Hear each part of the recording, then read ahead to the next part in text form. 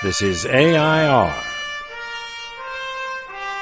Artists in Residence Broadcasting, coming to you once a week from New York City. My name is Emily Frankel, and I am going to be doing a discussion about a post I wrote for M's Talkery. That's my blog. It was a post about Di and Michael J., but it was a post about the importance of our memory, holding on to the memory of the big days where we were very aware of these people that I'm going to mention.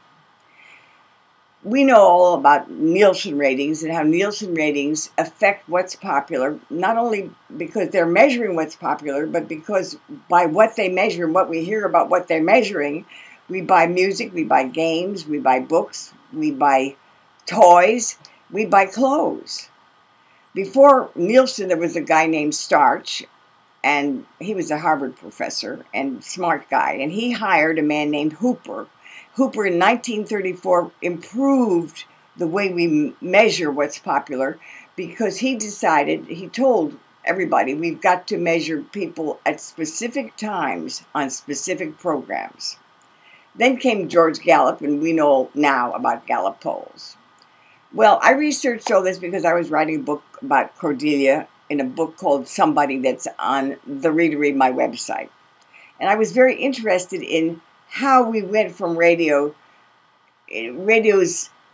pervading importance into television and into the television power that we have today, the power of the seeing these moments in history. The essence of Michael J. and Di have been captured many, many times. And because they both died young, we captured Michael while he was still enchanting and magical.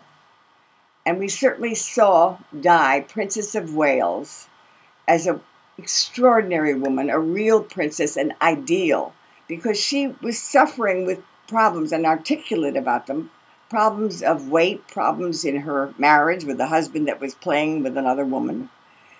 And more and more and more, we could identify with her as we could identify with Michael, despite all the things that came out about Michael, the trial and the young boys and all that stuff.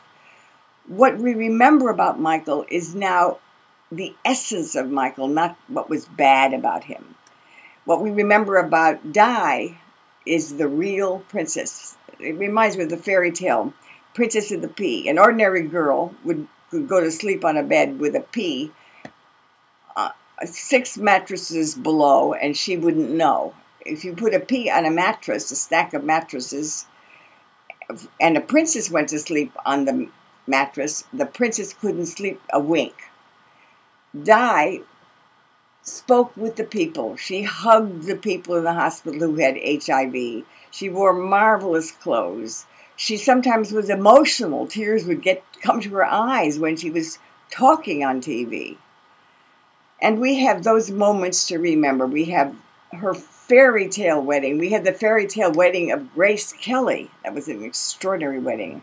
We have the funerals of Ronald Reagan, JFK, RFK, Martin Luther King's funeral. We have the funeral of Pope John Paul II. We have the memory, because we have television to remind us of the day that Apollo 11 landed. What does all this mean? It means that we can hold on and that more people are going to see these great moments in history. By the way, 33.3 million people watched Princess Di's funeral. That was more than watched any other moment in history, except the moment that in January of 2009 when Obama in Grant Park in Chicago knew that he was elected. What a moment, what a moment. That moment with television, the way television and DVDs and when television is reaching further and further out throughout the world, is going to be watched many, many more times and appreciated forever more than any Super Bowl. yes, I have to say, I'm glad that we have these things that are popular and that television encapsulates them.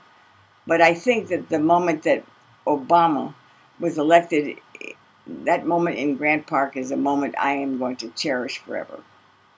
This is Emily Frankel signing off for Air Broadcasting. John Cullen will be back and we'll be doing another post, so I'll see you next week. This is AI.R. See you next week.